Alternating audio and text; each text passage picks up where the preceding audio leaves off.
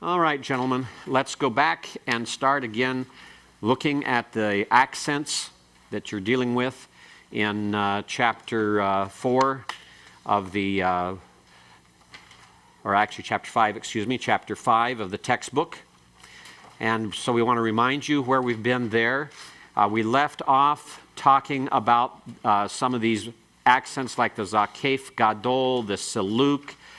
Then we got to the conjunctive accents finally, and we dealt with the munach that looks like the backwards L underneath the word, and that's the strongest conjunctive, joining accent. Disjunctive, dividing, conjunctive, joining. When you have words joined by a conjunctive accent, you don't divide them, you don't split them up. You make certain you keep them together. You can't put part of it in one sentence or in one clause and part of it in another clause. You keep them together. So they're very important to watch for.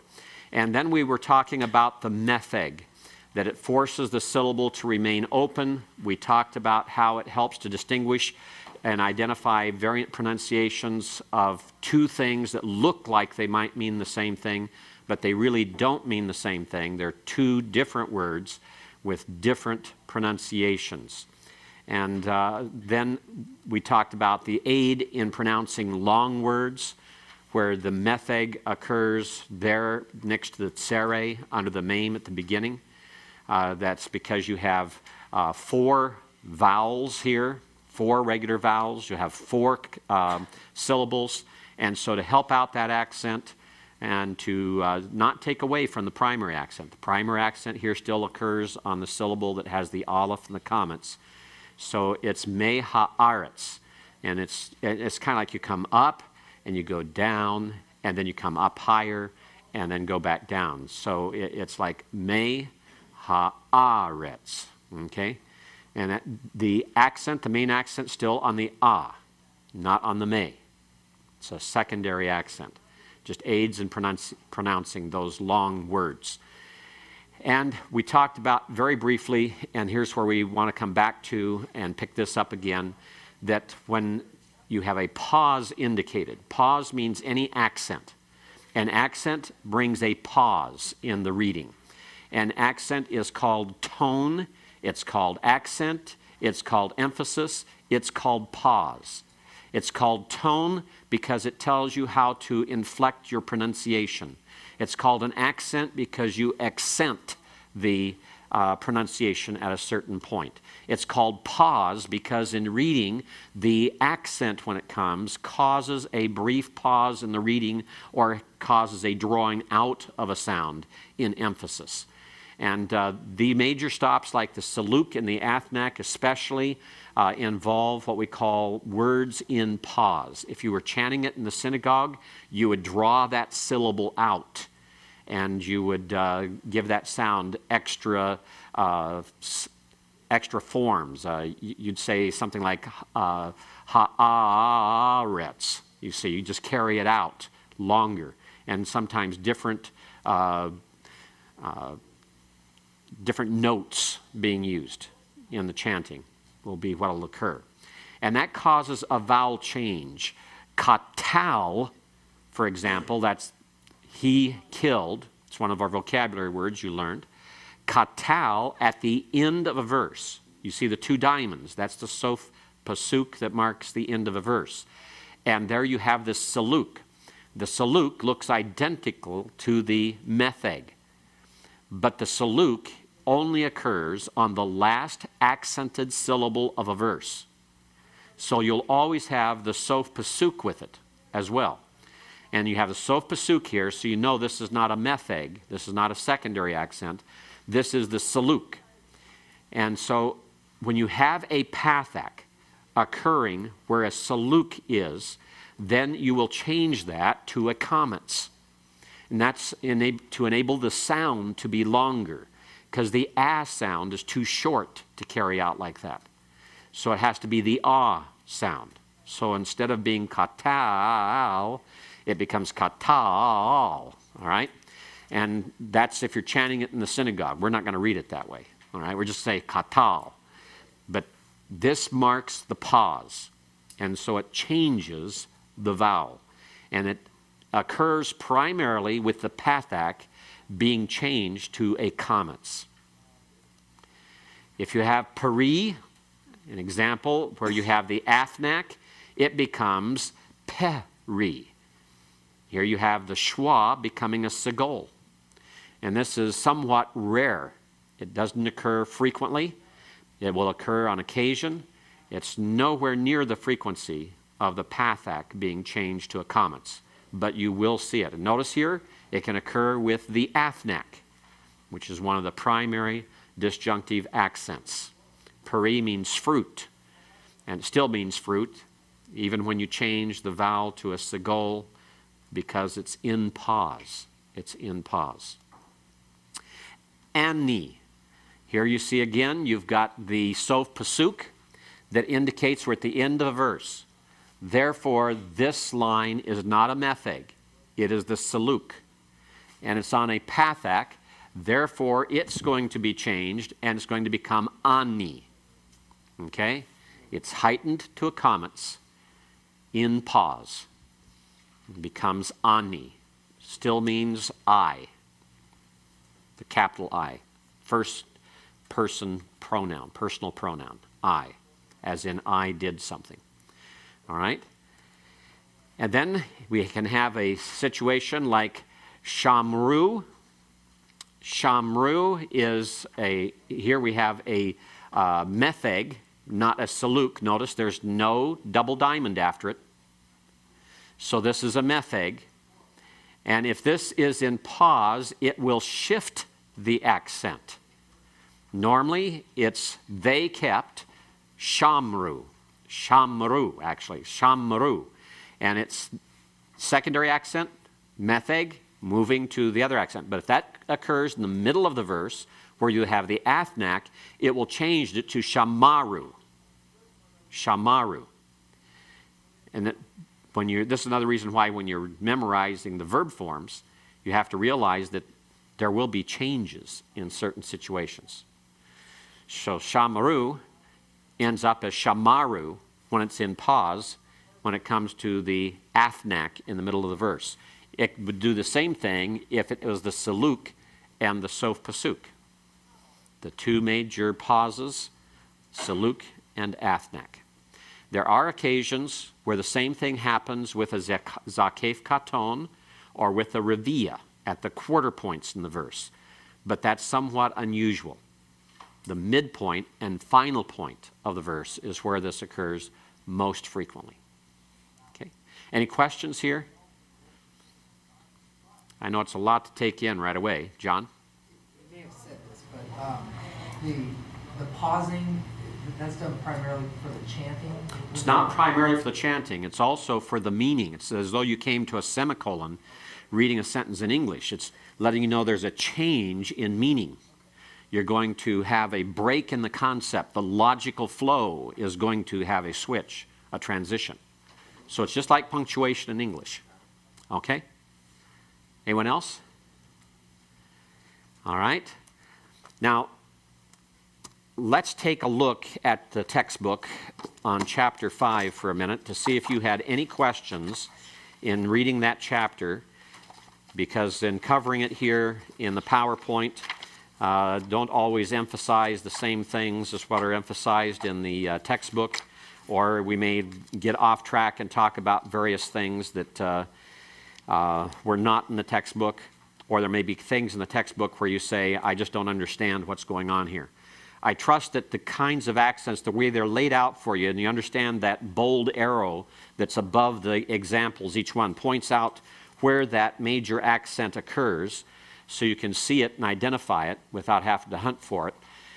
Keep in mind that when you read a Hebrew text, there will be accents all the way through the verse. Most words will have an accent of one sort or another on them. So it's not that you'll pick up the text and all you'll see is an pathach, and you'll see the sof pasuk and saluk, or you might see a couple of other accents. You'll see the whole text accented.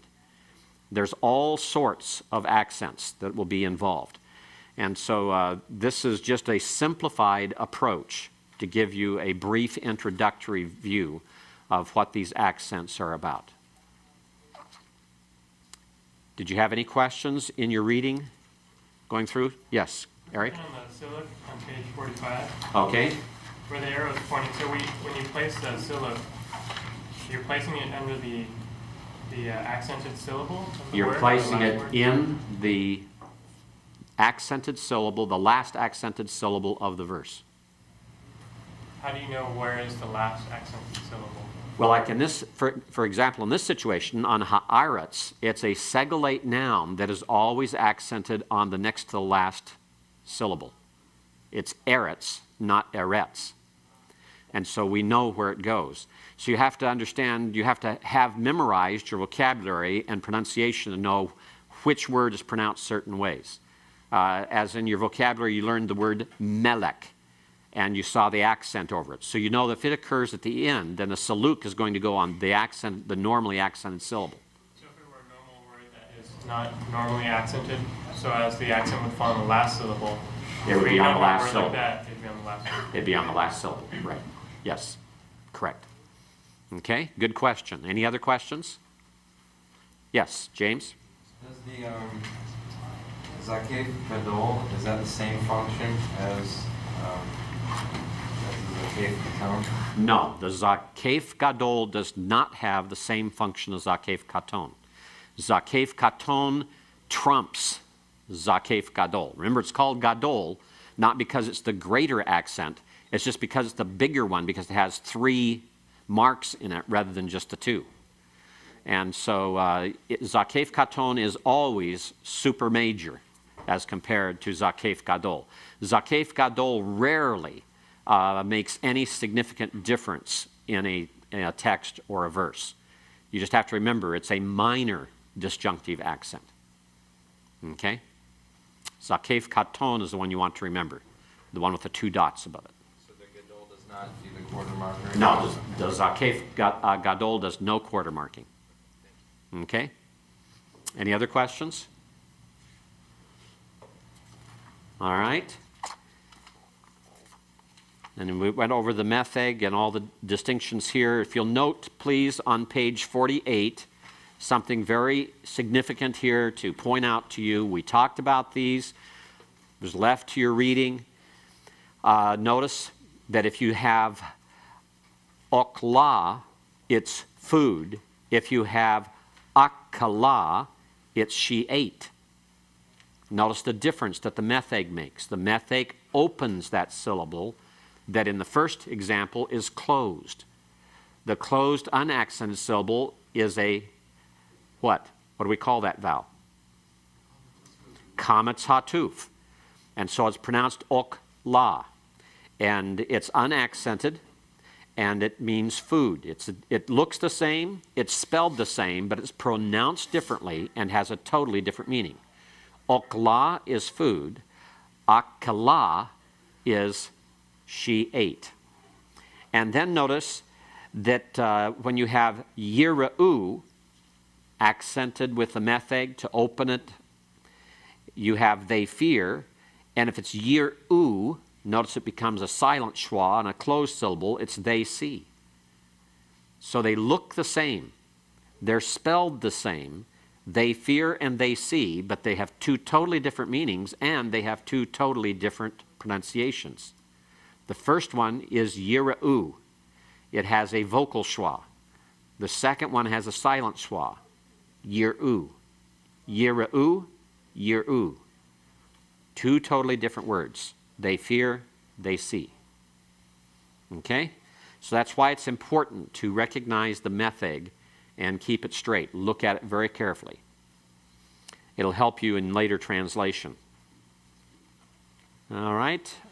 Let's then go on. If you have no other questions, we'll move on to chapter 6. We'll take a look at it.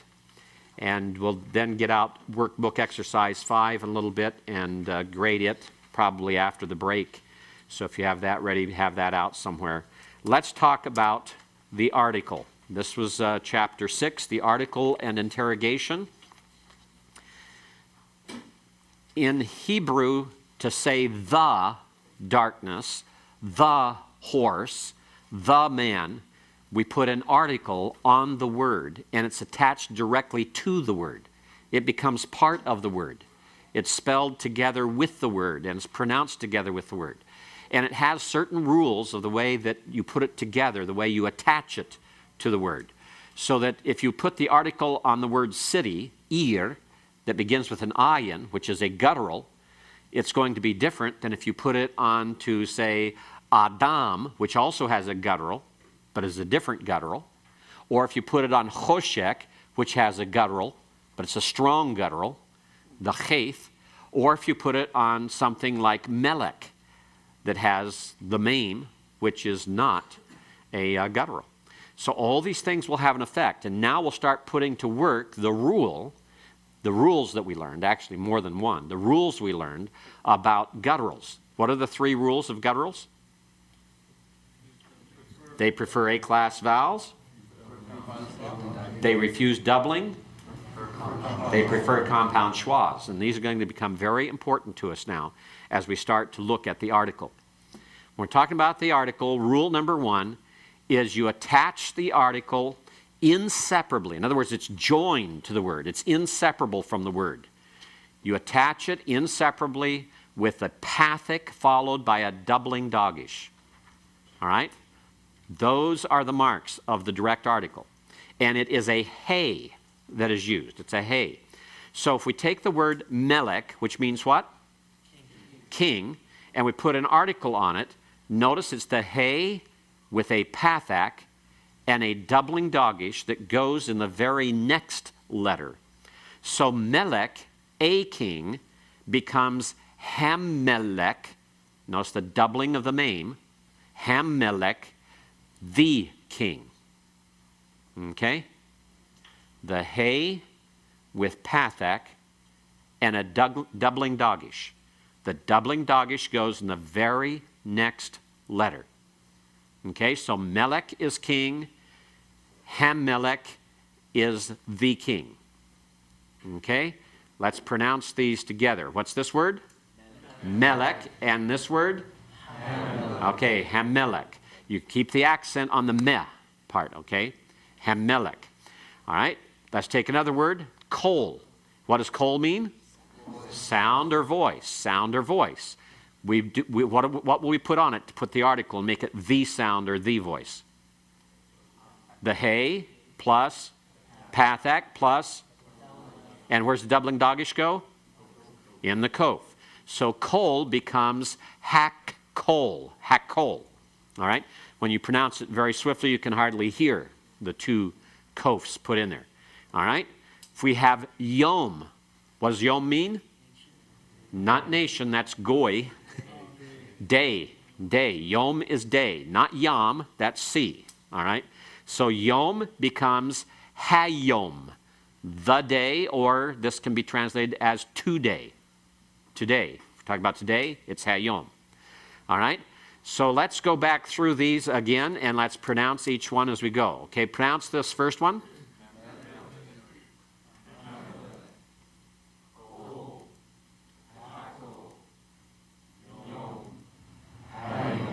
All right, make certain you use the a sound. It's pathach there, okay? Hammelech, hakol, hayom. All right? And if we have this word shame, which means name, it becomes hashem. And if we have the word for night, layala, it becomes halayala. And if we have berit, which is the word for covenant, it becomes hab berit, okay? So here it's as though that baith, which notice if we take that hey article off and you've got the hardening dagesh there, the dagesh lene, you don't put 2 dageshes in the middle, all right? It just becomes, we know when we look at this that this is a doubling dagesh. Why? Because this is the article with a pathach under it, and this is not a guttural, so it does not refuse doubling. The baith does not refuse doubling. And if you have the doubling dagesh in a bagad kafath letter, it's the hard sound of the bagad kafath letter that is doubled. So it's not have berit, it's hab berit. Okay, so it's habrit. So let's go through and pronounce all 6 of these, okay? Hamelech, Hakol, Hayom, Hashem, Halayala, Habrit. Okay? Let's go through it again. Dennis, translate the first one on the upper right. Translate it. Oh, translate it. The king. Okay, George, translate the middle one in the top row. Hakol, the voice. Okay, and Mike, the last one in the top row. Hayom, the day. Hayom. Oh. Okay, the day or today. Jeremiah, the first one in the bottom row. I don't know. Hashem. Jan, what's it mean? It rhymes. Hashem is the name. The name. Shem is name. The name. Okay? All right. And Roger, the middle one on the bottom row. Means what? The night. The night. And Habarit, Scott Basolo.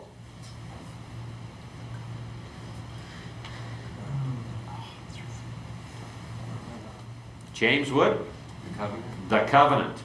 Okay, let's go through and pronounce these and then give the translation. Okay? Hamelech, the king.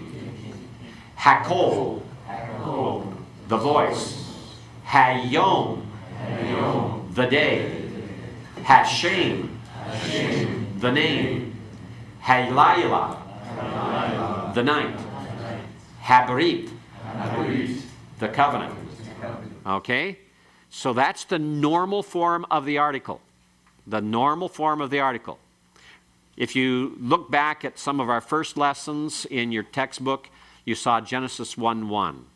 And Genesis 1:1 was Bereshit bara Elohim et hashamayim wa et haaretz. What does that tell you about et hashamayim? It has the article on it. It has a hay with a pathach and a dagesh in the sheen, hash shamayim, the heavens. All right? So you'll see this many, many times. Get used to it. Watch for it. Yes? Are there a great number of words where the root starts with a hay and a pathach? There are a great number of words that have their root begin with hay and the pathach. No, there are not. They're very, very few. So for the most part, then, if we see a hay and a pathach, we can assume it's an article? Right, especially if you see the doubling dagesh in the next letter. Okay, because even if you have a root beginning with a hay and a pathach, you have to look to see if there's that doubling dagesh. Notice you're looking for all 3 elements. The hay, the pathach, and the doubling dagesh. Okay? But that's a very safe thing. Yes, it is, David. All right. Now, rule number 2, it's attached inseparably to a weak guttural with a qamets and no dagesh. Why no dagesh? Gutturals refuse to be doubled. Gutturals refuse to be doubled. Therefore, the Hebrew compensates for that.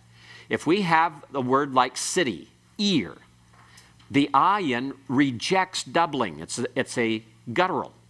When it rejects the doubling dagesh, then the preceding vowel is heightened to compensate for that rejection. All right? There's compensation that goes on. It's heightened. So the hay with a pathach, with the dagesh being rejected, becomes a hay with a qamets. The short vowel is substituted for by having then the long vowel, the qamets rather than the pathach. Okay? So it becomes ha'ir.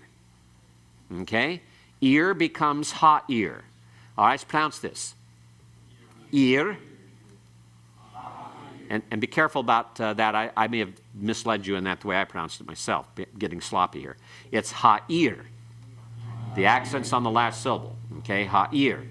Okay, ear is city. Ha'ir is the city. Okay, if we have rosh, rosh is head, the head. The resh is sometimes a guttural and sometimes refuses doubling, and it does so when there is an article, and it becomes harosh, the head. Okay?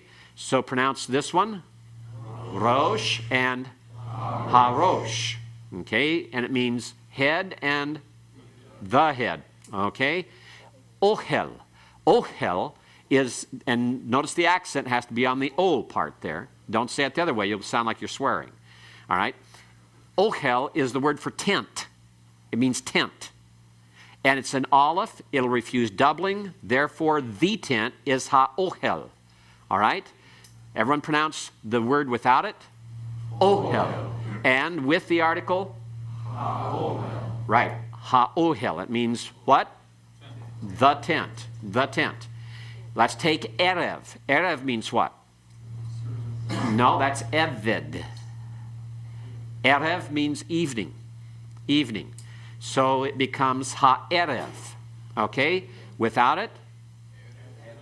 With it? What does it mean? The evening. If we have ruach, ruach means what? Spirit or wind. And if we're going to put the article on it, the resh again refuses doubling here, and it becomes ha-ruach. Ha-ruach means what? The spirit or the wind. Then we have Adam. What's Adam mean? Man. And when it's used without the article, it can mean the name Adam. But with the article, it does not mean Adam. All right? This can be Adam or man. This is only the man. Okay? And notice what happens here. What's that little accent on the left-hand side of the first qamets? Metheg. Metheg. Because we have 3 syllables, all with long vowels, then it's ha-adam. The ah part has no accent. The ha has a secondary accent. The major accent still at the end. Ha-adam. Everyone? Ha-adam. Again, ha-adam. What does it mean? The man. Okay, so notice, because of the rule of the gutturals that, what? Refuses doubling. Refuses. It rejects the doubling dagesh. The dagesh forte. Therefore, in compensation, the pathach is heightened to a qamets, but it's still the article. Rule number 3. It's attached inseparably to a strong guttural with a pathach and no dagesh. The strong gutturals, remember, are hey and chayth. Hey and chayth. And if you go back and you look at this previous set here, you'll see we have ayin, aleph, and resh. Those are the weak gutturals, ayin, aleph, and resh. But now we're dealing with the strong gutturals, words that begin with hey and chayth. On hey and chayth, the guttural still rejects doubling. It rejects the doubling dagesh, but it accepts a pathach rather than compensating, so it is actually doubled in pronunciation, although it's not written with doubling. Seghol means palace. It can also be used of a temple. It becomes ha-seghol. Instead of ha-seghol, it's ha-seghol. Okay, everyone? Ha-seghol. What does it mean? The palace. The palace. All right? Hevel. Everyone pronounce it? Hevel. Hevel means vanity. It's the word that's used in Ecclesiastes. Vanity, vanity. All is vanity. All right? It's hevel, hevel. Kol ha-hevel. All right? So you get this hevel, put an article on it. It's the hay with a pathach. No dagesh, because the hay as a guttural rejects the doubling dagesh, but it's actually, in a sense, still pronounced, although you can't even hear it. Then you come to the chayth, the same thing, another strong guttural. Choshek. Everyone? Choshek. Choshek, you'll notice here, the holum coincides with the dot over the right-hand horn of the sheen. All right? Sometimes you'll see it written separately over the upper left-hand corner of the chayth. Sometimes you'll see it written this way. And so when you see a consonant like that without a vowel, you look around for a vowel. And if you see a dot over the sheen, that's where it is. It's right there. They just coincide. All right? Choshek means darkness. The darkness is ha-choshek. Okay, everyone? Ha-choshek. All right? Then we have who. Now, in Hebrew, who is he is she, and me is who? All right? Who is he? Everyone say that. Who is he? He is she. And me is who? That's because in the Hebrew, who means he. He means she. And me means who. All right? It's kind of like that old who's on first, right? So you'll have to just learn those and try to keep them straight. You'll get confused from time to time. But who is the personal pronoun, third masculine singular, meaning he. And sometimes it's used as a definite, or as not a definite, excuse me, as a demonstrative pronoun, that. And when it's used as that, and if it's going to be attached to a noun that is definite, then it needs to take the article. And so this is not the he, it's the that one that has to do with, if you're saying that house, it's habayith hahu, is that house, you see. And so this is when it's being used as an adjective, not as a personal pronoun, that it'll take the article this way. It's hahu. Everyone? Hahu. And then this is chesed. Everyone? Chesed. Chesed is one of the most beautiful, wonderful words in all the Hebrew Bible. It's the word that is so often translated as loving kindness. But loving kindness doesn't do it justice. It has much more meaning than that. It's more than loving kindness. In fact, that gives the idea of just kind of a warm feeling sometimes. Chesed in the Hebrew has to do with steadfast, loyal love. Steadfast, loyal love.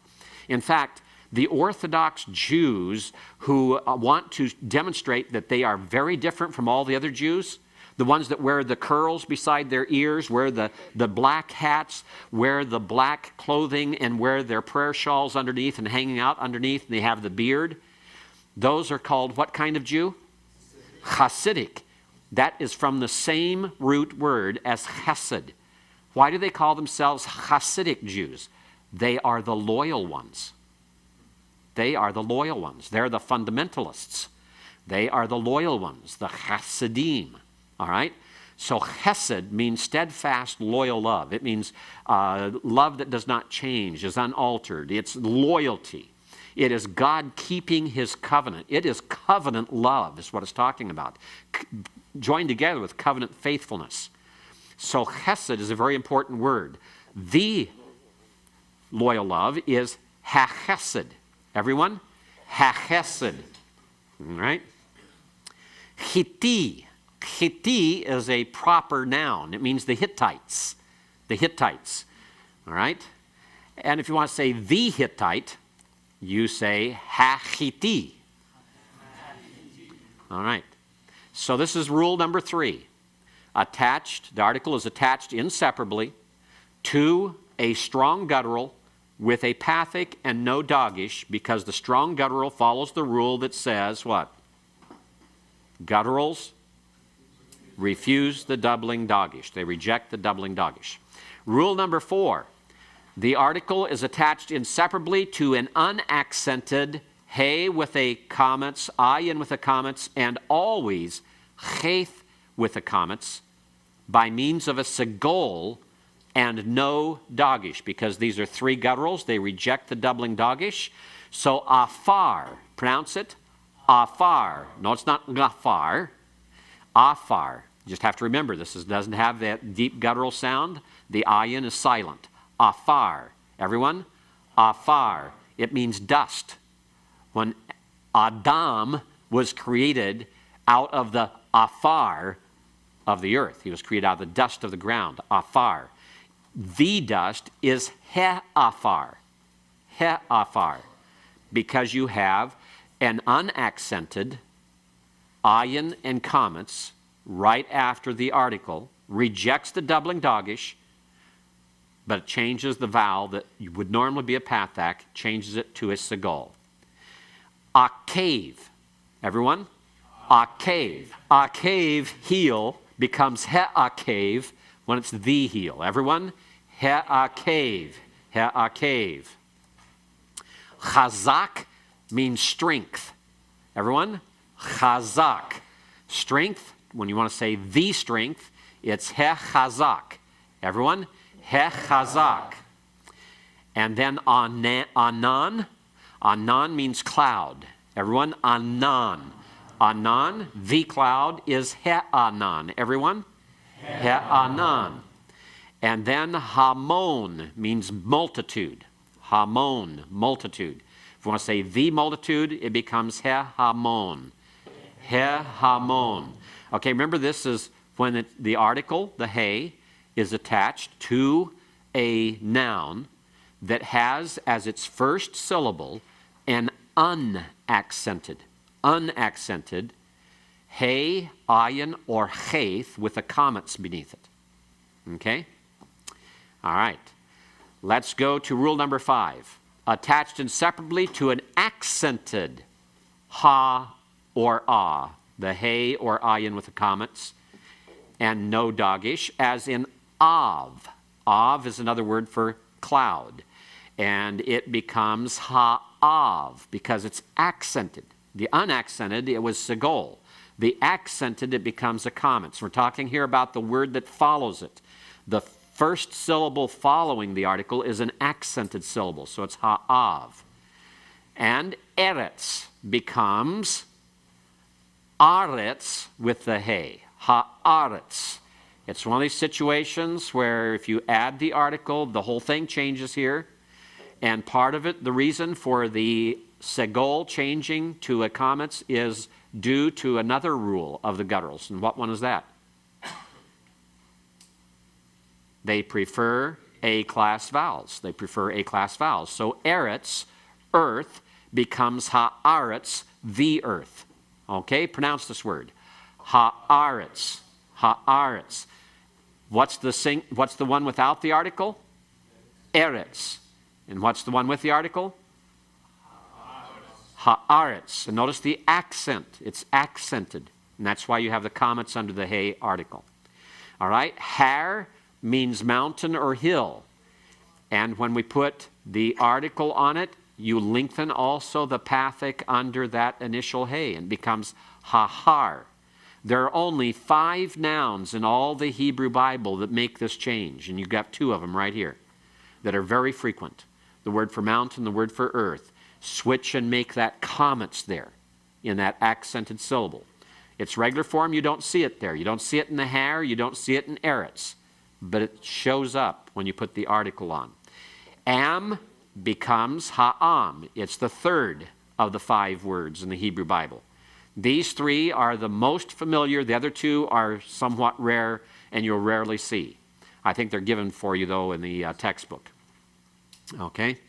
So these 3, eretz, har, and am, change to a qamets when you put the article on, and the article also takes the qamets. Any questions? Let's review one more time. What is the basic structure of the definite article in Hebrew? 3 things about it. Number 1, what do we see? Let's go with something even better.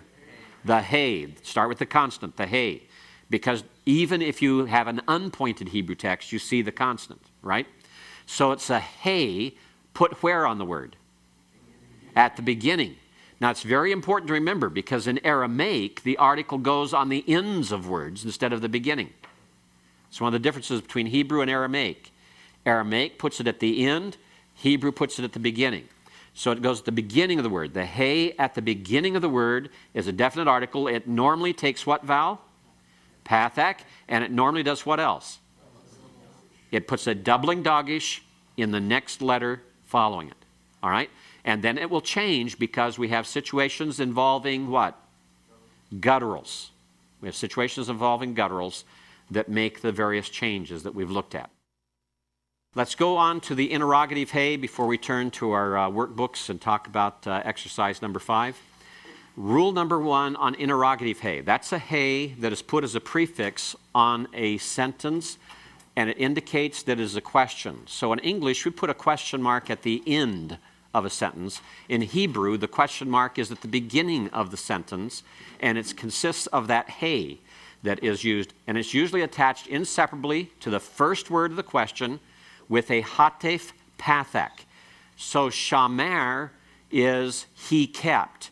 If we want to ask the question, did he keep, we say heshamer. Heshamer becomes did he keep? Did he watch? Has he kept? Has he watched? Does he keep? Does he watch? Will he keep? Will he watch? And the reason I have all those tenses in there is because tense or time in the Hebrew does not reside inherently in the verb forms. It is determined by context and context alone. And that's something you'll hear over and over again, as I'll repeat it. We'll keep using a past tense just for simplicity's sake in translating our vocabulary forms.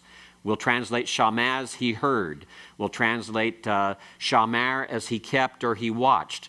And that's just a matter of simplicity and maintaining that for the sake of keeping things simple as possible for the initial translation of these things and doing vocabulary quizzes. But this can be translated any number of ways. But the ha there turns it into a question. John? It says the first word of the question, is that always going to be a verb? No, it will not always be a verb. It'll be any first word, whether the first word is a prepositional phrase, whether the first word is a subject, where the first word is the direct object, where the first word is the verb. Whatever's the first word in that sentence, that will be the one to take the hey that's interrogative. All examples were verbs, so I was confused. Right. Now, all the examples are verbs just for simplicity again, not to get you too confused by having it all jump around. But, and they're easy to handle in that regard. All right? And then we have lo shamer, and here you have an adverb first, not the verb first. All right? Lo shamer is he did not keep, or he does not keep, or he has not kept, or he will not keep. Okay? So with the negative there, you put that right on it. Did he not keep? Does he not keep? Will he not keep? You see? So the interrogative goes on the first word, even if it isn't a verb. It goes on the adverb in this case. Okay, the negative lo. If we have shomer achi anoki, I am my brother's keeper. Shomer is keeper. Achi, my brother. Anoki is I. All right? So if we have it this way, it's I am my brother's keeper. But we know that that's not what Cain said, right? He said, Heshomer ahi anoki. All right? He said, am I my brother's keeper? All right? So he said, Heshomer ahi anoki. Am I my brother's keeper? There you have it on a participle as the first word in that sentence. Rule number 2. It's attached inseparably to a word beginning with a guttural or shewa by means of a pathach. So if you have shemartem, which is the you, masculine plural, kept, or you will keep, or you do keep, and you put the interrogative hey on it, it is a pathach and not a hateph pathach. Why is that? Go ahead. Go ahead, Kaz. Because you prefer a vowel. Okay, notice we use the compound schwa on it, the hateph pathach, because they prefer compound schwas. It goes to the pathach because that is the long form of that short form. It's an A-class vowel, that's true. But there's another reason here. Why not have a hateph pathach at the beginning of this word? Because of the schwa. We'd have two schwas, two half vowels in a row. We'd have two half vowels in a row. And you do not put two half vowels in a row at the beginning of a word, regardless of whether they're compound or simple. You do not put two half vowels together at the beginning of the word. So that first one, the hateph pathach, then changes to a pathach. Becomes hashmartem.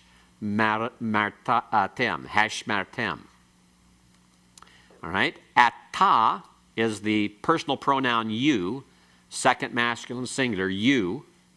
Ata, it becomes ha'ata. Why? Because we have a guttural that is the very next letter. It's the guttural, aleph, that makes this then go to a pathach. Yes? Do we know that that's not an article because the second letter is in a double dagesh or guttural? But remember, an aleph can't be doubled. It rejects doubling. But the aleph is one of those weak gutturals where what happens if it rejects the doubling dagesh? It's qamets. Right, it moves to a qamets to compensate. So if this were the you, which wouldn't happen anyway, but if it were, you'd have a qamets under the hay. So you know this isn't the article because you don't have compensation for the rejected doubling out of a weak guttural. But if it wasn't a guttural, some other consonant, It would have the doubling dagesh. Right, that'd be the difference.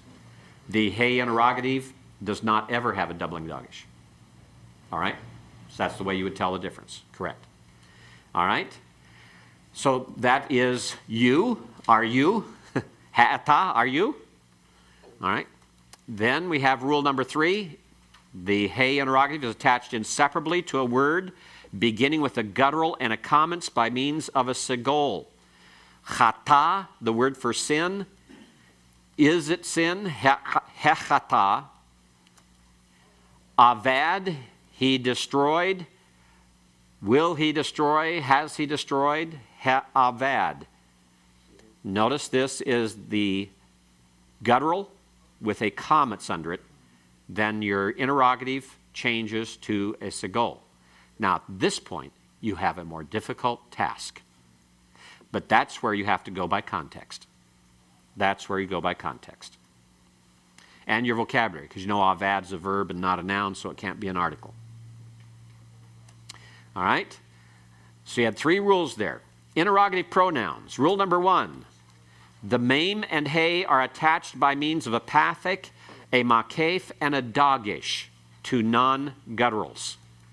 So melek, if you want to say what king, it's melek.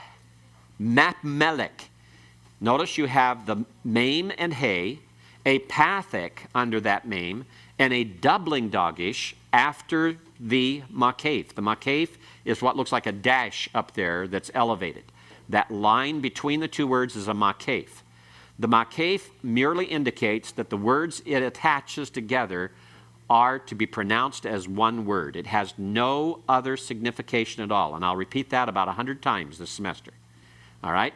Makef does nothing but to show that the words that it connects are to be pronounced as though they were just one word. So this is mamelek. Okay? You don't have any accent on ma because the accent comes on meh. It's pronounced all together quickly. You don't say ma, melek. It's mamelek. It's pronounced as one word. Everyone? Mamelek.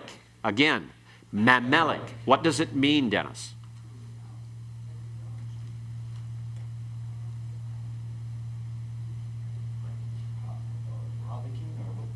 What king?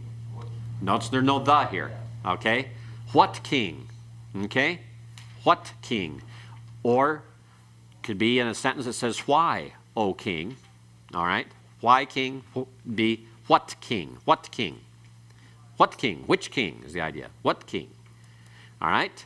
Katav is he wrote. Makatav. Everyone? Makatav. Again, makatav. Notice we have a begad kafath letter, the kaf. The dagesh in it is serving 2 purposes. It's the doubling dagesh that is joined together with the ma, and it's serving as the hardening dagesh for the begad kafath letters. It's not ma chatav. It's not a aspirated form of the kaf. It's a hard form. It's ma katav. All right? Ma katav. It's pronounced as one word. The accent is on tav. Last syllable here. Ma katav. All right? Ma katav. Not makatac. All right? Ma katav. Everyone? Ma katav. All right. Means, what did he write? What did he write? how did he write? Okay? Why did he write? Or you can have different tenses. It can be, why is he writing? Why will he write? How will he write? And those context will tell you what the tense is, what the time situation is. But this is the idea of how, why, or what. Nahar. Nahar is the word for a river. And we have man nahar. Notice the dagesh, doubling dagesh there. Man nahar. Everyone, man nahar. Man nahar. What river? Okay, yom is day. Mayom means what day? Okay, mayom. Mayom. Okay, what day? So that is how this interrogative pronoun is attached to nouns, verbs, any word that does not have a guttural beginning it. Non-guttural letters at the beginning. Katav doesn't have a guttural at the beginning. Melech doesn't have a guttural at the beginning. Nahar doesn't have a guttural at the beginning. Yom doesn't have a guttural at the beginning. Rule number 2, ma attached by qamets and makef to the gutturals aleph, hey, sometimes hey, and resh. All right? So here we have regel. Everyone? Regel. Regel means foot or leg.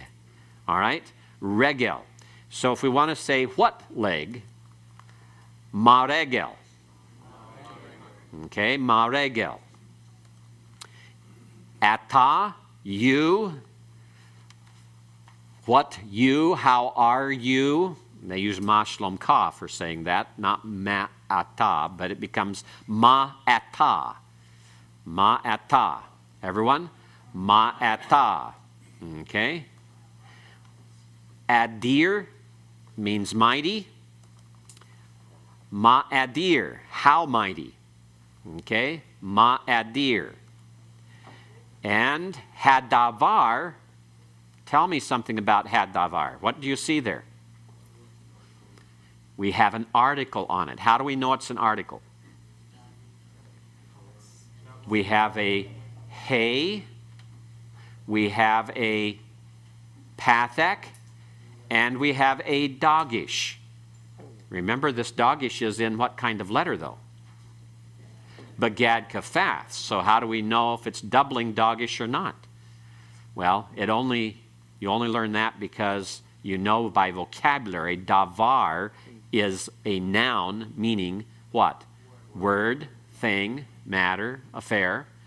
And it makes sense then. The article would be had davar, so we'll assume it's the article. The word, all right? And it's ma had davar. Okay, ma had davar. Ma had davar. Everyone? Ma had davar. What is the word? Why the word? How is the word? Okay? Ma had davar. Rule number 3. The name and hey are attached by seghol and sometimes makef, especially to gutturals with qamets. So if we have asita, asita means you make or you do, second masculine singular. If we want to say, what are you doing? What have you done? Okay, what will you do? It's me'asita. Me'asita. Everyone? Me'asita. Everyone? Me'asita. It's what have you done? What will you do? What are you doing? But it can occur sometimes without the makef. It can occur sometimes without the makef. So you won't always see it with the makef. Haya, he was, he is, he will be. Haya. Mehaya, how is he? How will he be? What will he be? Mehaya, what has he been? Eoni, my iniquity. Me'eoni, what is my sin? What is my iniquity? What is my guilt? How am I guilty? Okay? Meh, before a guttural with qamets. And you're probably saying right now, but wait a minute. There's one there without a qamets. Which one is it? the hateph pathach here. We have aon, not aon. The reason for that is that this word normally is aon. The actual form you'll learn for vocabulary is aon, iniquity, guilt. It does have this. The reason it doesn't have here is the first common singular pronominal suffix has been put on it here, my, and it's drawn that away, but it's still treated as though the qamets were still there. All right? So that lets you know that there's a lot of complicated factors being taken into consideration when you look at these things. And it still follows the rule in the Masorete's mind. Now, go to page 55 of the textbook.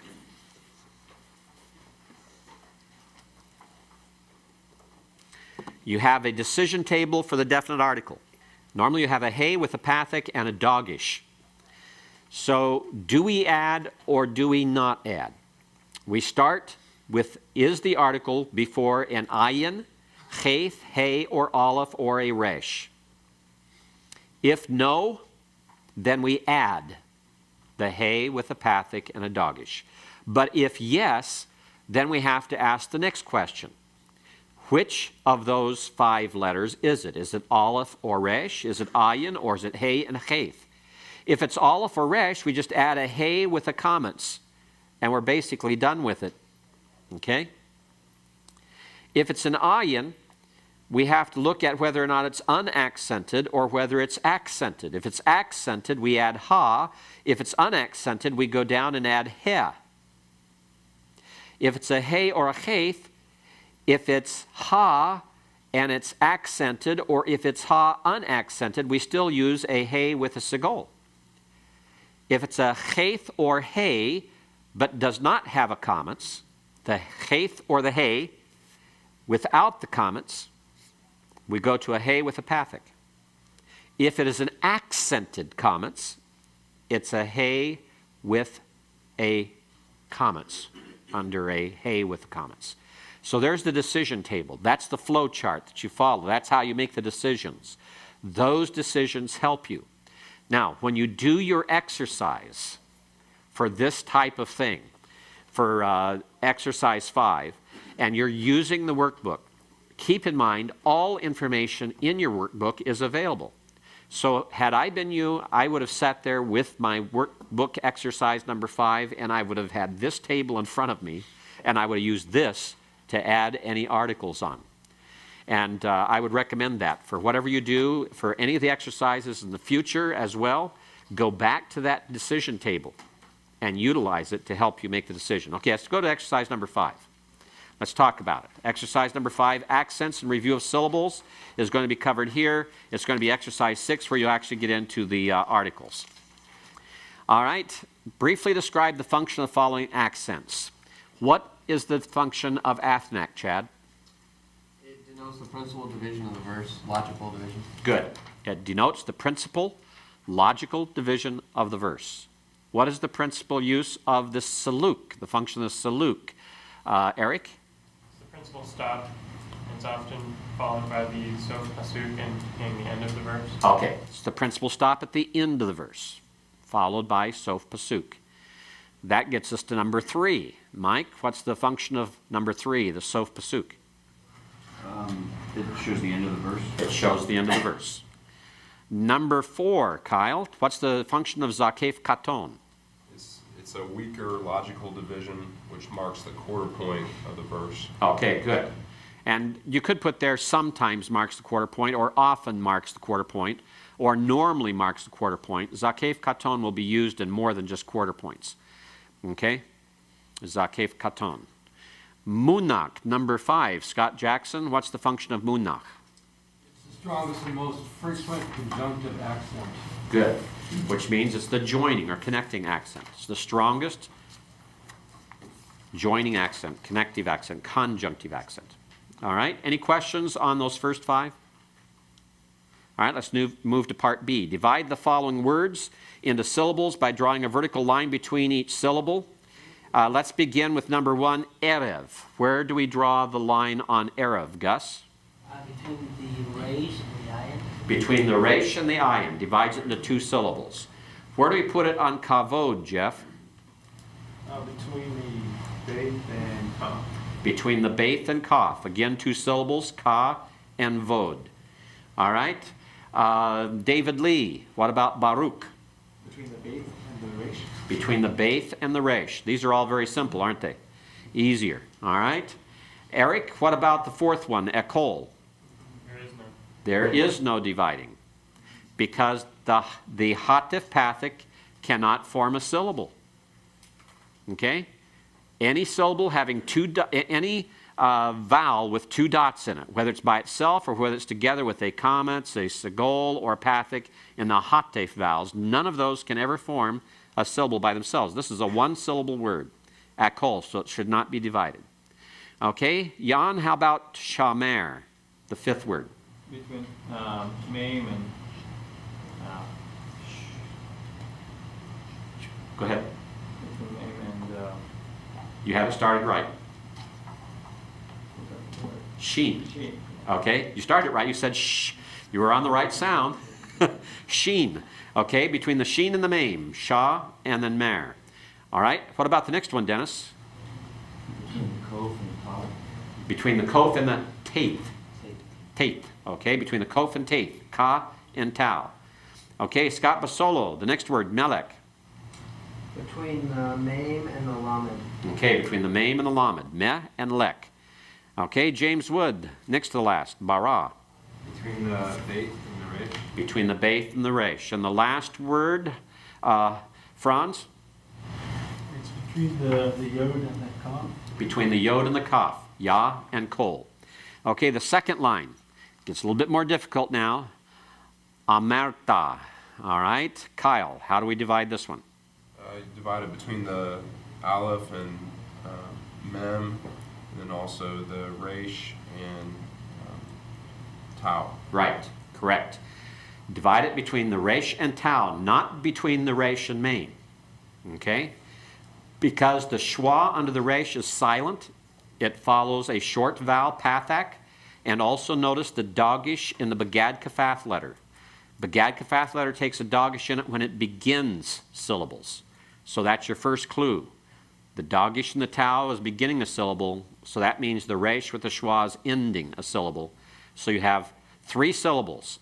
You divide a line between the aleph and mame and a line between the resh and the tau. Shamert, the second word there. Jeremiah, where do we put the dividing lines? Between the mame and the sheen. Between the mame and the sheen. And that's the only place. Okay? Just between the mame and the sheen. Edama, Greg? Between the dalet and the mame. Between the dalet and the mame, the only place. Because that first vowel cannot form a syllable by itself. Elohim. Kelly? Between the lamed and the he. Between the lamed and the he, correct. Make certain you try to keep that dot above the he, that's the O that goes with the lamed on the right-hand side. Okay, because elo, you have to have that vowel, you have to have a full vowel for that syllable, and that's it. So it's a little bit tricky, but you can work it in there. Okay, kokavim. Tom, where do we divide it? Between the kaf and the waw. Between the kaf and the wow and And also between the beith and the kaf. right. So that middle kaf has a line on each side of it. There's a line to the left and a line to the right of that middle kaf. So that one syllable is vim, one syllable is ka, and the first syllable is ko. All right? Shomeret. Where do we divide this one, Roger? Between the mem and the sheen and the resh and mame. Okay, so here the lines go on both sides of the mame. The first syllable starting the end is reth, the middle syllable is meh, and the first syllable is sho. Okay, the last one where we have bosh dekem, and I pronounced it for you, tells you something, doesn't it? Bosh dekem. George? Between the sheen and the tau. Okay, it's the only place it goes. Those 2 schwas in the middle, the first is silent, which is a syllable ender. The second is vocal, which is a syllable beginner. It goes between the two schwas in the middle of the word. And when you have this closed, unaccented syllable at the beginning, the qamets is qamets hateph. And it means, literally this means, you are ashamed of you. And it's from Bosch. Okay? So number three, as we look at it, we have sa, kya. Jeff? Should go right after the scene. Right after the scene. Notice the metheg. The metheg keeps that first syllable open. If it keeps it open, then the kaf with the schwa has to begin the next one and not close that one. So it's sa, kya. All right? The next one, lemor, Kempis. Between the aleph and the mem. Between the aleph and the mem, correct. The aleph is silent, goes with the tsere. All right? Evotekem. John Strickland. Let's see, between the yod and the kaf, and between the whole wow and the Top. Okay? So you divide between the yod and the kaf. Kem becomes the end syllable. The next syllable is te, the tau, seri, yod. And the first syllable is evo, because the aleph with the hateph, pathach cannot form a syllable by itself. Elekem. How do we handle this one, James Lee? Between the yod and the kaf. Between the yod and the kaf. That's the only place. Ele is the first syllable. Kem is the last syllable. Okay, halolam. Halolam. How do we handle this one, John Melkon? Between the lamed and the ayin, and also between the wow and the lamed. Okay, so the last syllable is lam. The middle syllable is o. And the first syllable is hal. The short pathach means the lamed is a silent schwa closing that syllable. All right? And then the last word. Let's see. Have I called on everyone? Who haven't I called on? Mike. I may have called on you before, but we'll call on you again. Between the noon and the yod, between the kaf and the resh, between the daleth and the kaf. Between the daleth and the resh. Okay, so the first syllable at the end there is nu. The next one is k, the kaf, tseri, yod. The next one is resh and qamets, and the first one is the kaf, hirik, daleth, silent schwa, kid. It's a short vowel, hirik. Okay, on C, indicate whether the following qamets vowels are qamets or qamets hateph by circling the correct answer.